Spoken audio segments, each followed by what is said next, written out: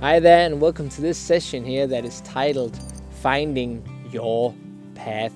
Finding one's path in life can be incredibly difficult, especially because this path here can change all the time. Some of us sometimes find ourselves standing on this path here. We've done everything we thought was going to make us happy, but in the very end, we still find a great sensation of disappointment and we feel like we're on completely wrong track. So this session here is dedicated to how we can transform the sensation we have inside of us, regain new perspective, and actually find this new path of ours. Maybe we just begun on our life and we want to achieve a lot of things and find out what's our calling. Or maybe we are in the middle of our life, but we're experiencing great changes. Maybe we left a certain relationship with someone, or we lost a job, or we're standing with completely new opportunities, and we have to find our own path once again.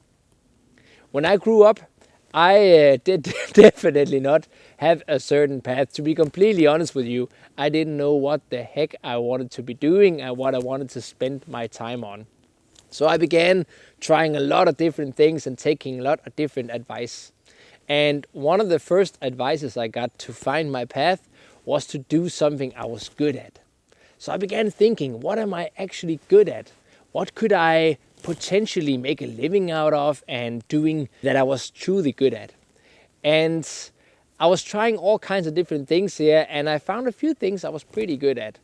But I quickly realized that the more I was doing them, the more I was doing these activities here I was good at, I began to realize that there was definitely also days where I was not good at all. There was days when I sucked at what I was doing and I was failing and failing and failing. And there's nothing wrong with failing, you could say. But my idea of my path was to do something I was good at. So now that I was failing at it and not being good, I thought to myself, I'm on to the wrong path, and it actually made me give up. So I thought, maybe it's not so good to base my path on something I am good at. So I began searching once again to find what can I then measure? How can I find this path of mine? And I got a new advice from someone who told me you should just do something that you like. Do something that you like and something that you love. And I immediately began searching for things I liked and loved, and it was really great. And I began thinking, how can I turn this into a life path of mine?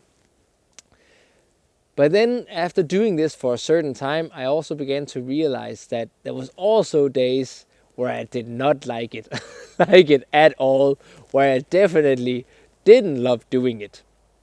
I had maybe been doing it for so long and now I was just fed up with it. I didn't want to do more of it today. And once again, there's nothing wrong with that. We can't be happy all the time. We can't like something all the time. But in my mind, the way I had based my path, I thought there's something wrong with me or something wrong with the path because I was going to do something that I love, something that I like. And now I find myself not liking it. So what is wrong? What is wrong with me? So I kept searching. I kept searching for something that made sense to me. I kept searching for something I could build my path upon. And after much searching, after trying all kinds of different things here, I began to realize that I must be basing my path, I must be basing the road I was going on something that was inchangeable in some sense.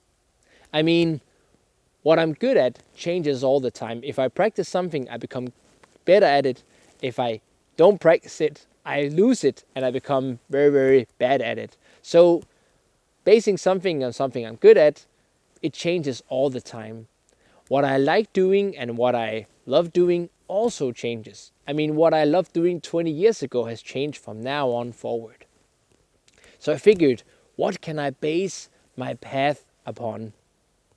And after much searching and much traveling, I began to realize that the true and most important thing to me was actually meaning. The meaning behind the things I was doing. The reason why I was doing. In other words, you could say why I was doing the things I was doing. One thing is to wake up and not wanting to do something, or do something and you're not particularly good at it that day. But the reason why I was doing it, the meaning behind the things I was doing, that was truly the cornerstone of everything I was putting my mind into. No matter how I felt that day, no matter how everything was going, there was still a certain sensation of purpose and meaning to what I was doing. I've always thought that the greatest thing I could possibly spend my time on was to help other people. This meaning here has never changed for me. It's something I thought ever since I was very, very young. And I always thought helping other people is the greatest thing I could possibly do.